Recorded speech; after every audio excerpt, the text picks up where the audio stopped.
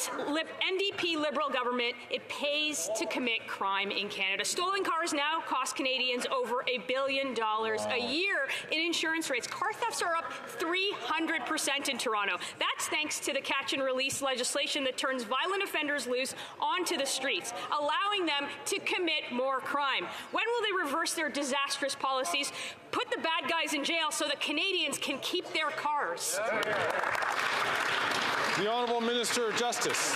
I thank the member for her question. I remind her that she represents a part of the Greater Toronto Area, as do I. What I hear from my constituents and people throughout the 905 is that they're concerned about criminality, and they applaud the fact that we took steps to ensure with bail reform that serious violent repeat offenders are being kept off our streets. The other thing they applaud is when we work hand in hand with the police to keep our communities safe. So when I'm standing with the Chief of the Durham Police and a progressive Conservative Premier and giving them $121 million to help with law enforcement, they're saying that's a step in the right direction, and there's more to come. I don't know why we have to explain this to the Attorney General, but bail reform doesn't apply to auto theft. It's thanks to their policies that you can get arrested in the morning and go back to committing crimes in the evening. And if you happen to get sentenced, you can serve the sentence in the comfort of your own home while watching Netflix or even Disney+. That is Canada's justice system after 8 years of this Liberal NDP government. So when will this Liberal government listen to common sense Conservative policies,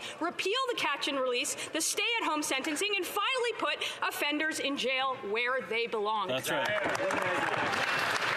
The Honourable Minister of Justice and Attorney General of Canada. I very much appreciate the interventions from the member opposite, but if we're going to talk about the criminal code, let's talk about the mandatory minimum that still exists for repeat auto theft offenders under 331.1 sub A. Let's talk about the fact that when you commit an auto theft crime and you're involved with organized criminality, that's already an aggravating factor on sentencing. Oh yes, that was 718.2 sub A sub 4. Please take note.